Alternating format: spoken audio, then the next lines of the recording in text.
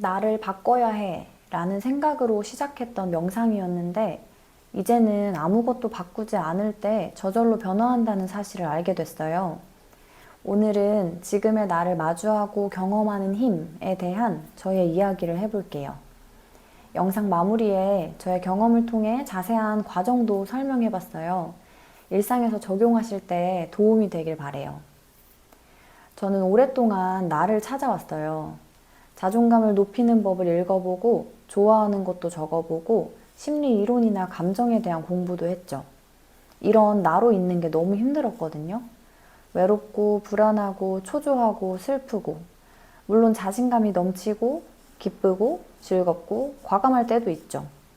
근데 그 잠깐의 기쁨이 오래가지 않았어요.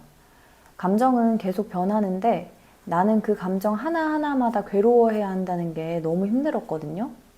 그래서 상황을 바꾸거나 상대방이 바뀌어야 한다고 믿었고 싸우고 다퉜죠.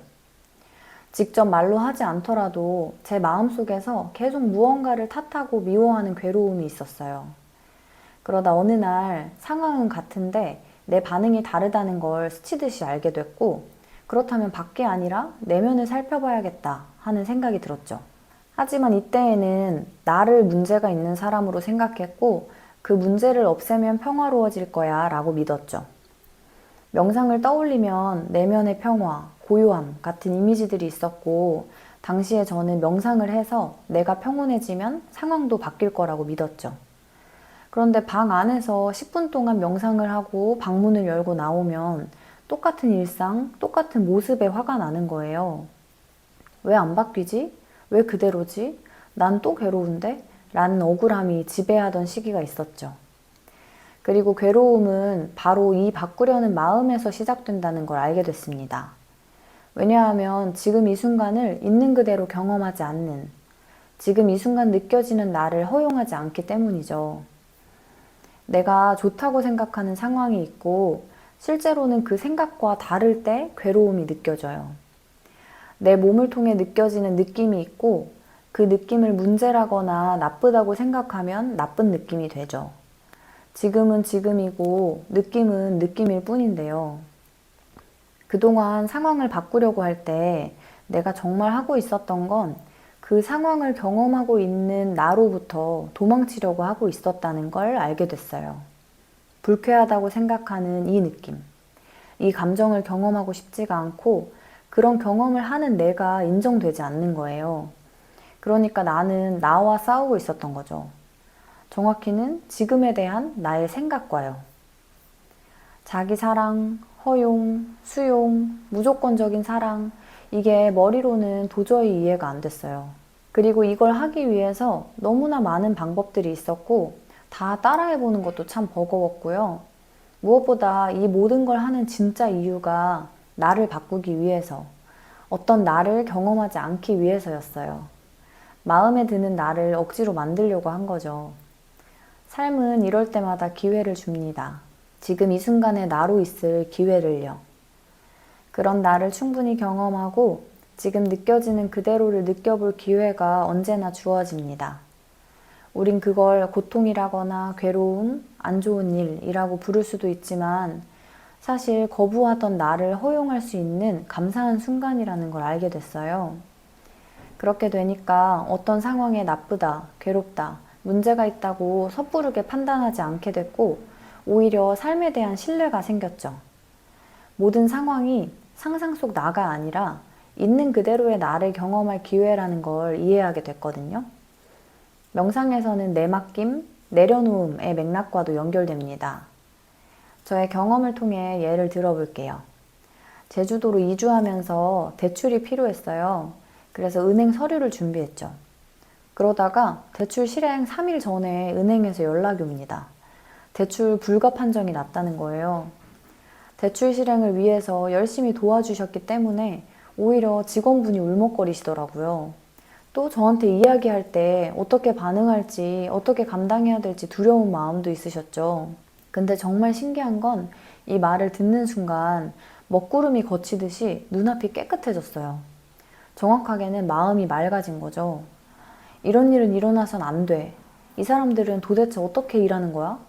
그때 한 번 더 확인했어야 되는데 같은 생각으로 지금 이 순간에 화를 내는 게 아니라 마주했거든요. 그래서 여쭤봤죠. 그럼 제가 뭘 하면 될까요? 지금 할 수 있는 방법들이 어떤 게 있을까요? 그러자 직원분도 불안이나 두려움에 떠는 게 아니라 명확하게 할 수 있는 일을 의식하기 시작했어요. 물론 새로운 대출 상품을 알아본다고 해도 불가능한 상황이었어요. 적어도 머리 계산으로는요. 2주 이상 걸릴 거고 어쩌고 저쩌고 생각은 계속 걱정하고 불안해했죠. 논리적으로 그 말이 다 맞는 것 같지만 미래는 오지 않았고 결국 그 생각은 미래에 대해 떠오르는 이야기일 뿐이에요. 하지만 두려운 건 어쩔 수 없었죠. 그래서 계속 그 느낌도 느껴줬어요. 심장이 벌렁거리고 손끝이 저릿저릿 엄청난 긴장감에 꼭 꿈을 꾸고 있는 것 같더라고요. 하지만 뾰족한 방법이 없어서 다시 은행에 찾아갔는데 직원분께서 이런 말씀을 하시더라고요. 기관에서 안내해준 대로 준비했는데 알고 보니까 안내가 잘못됐다. 그래서 시정 요구하고 있으니까 조금 기다려 보셔야 될 것 같다. 지금 이 순간을 있는 그대로 마주하고 그 안에서 할 수 있는 걸 하고 난 이후에는 내맡길 용기가 필요했어요. 포기가 아니라 수용하는 마음이죠. 이때 더 이상 바깥에서 구할 수 있는 건 없고 삶에 내맡겨야 한다는 걸 알게 됐던 것 같아요. 물론 두려운 생각이 계속 들죠. 하지만 그건 생각일 뿐임을 자꾸만 알아차리면서 내가 두려움이라고 부르는 그 느낌, 이 느낌을 그저 느껴줬어요. 장이 꼬이는 느낌일 수도 있고 위아래로 찌르르 움직이는 느낌일 수도 있고요. 이 느낌이 싫어서 자꾸 생각으로 공격하는 이랬어야 하는데 저랬어야 하는데 이 마음이 올라올 때마다 또 다시 알아차리고 그저 지금의 느낌, 절대 느껴선 안 돼 라고 생각하던 이 느낌을 그저 느껴줬어요. 이 머릿속의 이야기, 대출이 안 되면 안 돼, 돈 다 날릴 거야, 큰일 난 거야, 망한 거야, 제주도에 살지 말라는 건가? 처럼 지금 이 순간이 아니라 그 머릿속의 무수한 이야기 때문에 더 심각하게 느껴지죠. 생각은 지금 느끼는 실패감, 두려움, 불안, 초조함을 나쁘다고 말해요. 그래서 그걸 느끼지 않게 하기 위해서 이걸 내가 원하는 다른 느낌으로 바꾸기 위해서 이렇게 해야 돼, 저렇게 해야 돼, 하지 말았어야 돼 라고 떠들죠. 하지만 이 말이 없어도 이미 느껴지고 있잖아요. 사실 감정은 말이 아니라 느낌이에요. 그 느낌, 근데 이건 나쁘다 라는 생각이 얽혀지면서 느낌일 뿐인 이게 나쁜 느낌으로 변해버리는 거죠. 그러니까 나는 지금의 나에서 도망칠 수 없고 오히려 두려움이라고 이름 붙여진 그 느낌을 있는 그대로 느낄 때에 안도감이 있었어요. 더 이상 남을 탓하거나 나를 자책하면서 느껴지는 감정의 희생양이 필요하지 않고 오롯이 책임지는 거죠. 느껴지는 그대로 머물고 그런 나로 있는 것. 이 순간의 삶을 존중하는 것. 결과는 기관에서 오류를 인정하고 직전에 승인 처리가 됐습니다. 이날의 경험을 통해 제가 깨달은 게 있어요. 지금 이 순간에 저항하는 데 에너지를 쏟지 않고도 필요하다고 여겨지는 일을 할 수 있다는 걸요. 그리고 남을 탓하지 않고도 명확하게 대화할 수 있다는 걸요. 무엇보다 이래선 안 돼 라는 생각이 만드는 괴로움을 알아차리고 지금 느껴지는 그대로를 느낄 용기가 내게 있다는 걸요. 어쩌면 아무것도 바꾸려고 하지 않았어요. 일어난 일을 인정했고 지금 느껴지는 느낌을 느꼈고 거기에서 할 수 있는 행동을 했습니다. 그런데 이 안에서 정말로 변화하는 건 제 내면이었어요. 같은 경험이어도 두려움과 불안에 끌려가면서 그런 나를 미워할지, 느껴지는 그대로를 느끼면서 지금의 나를 허용할지 선택할 수 있었어요. 대출 실행이 안 됐다면 저는 또 그 안에서 마주해야 하는 마음이 있었을 거예요.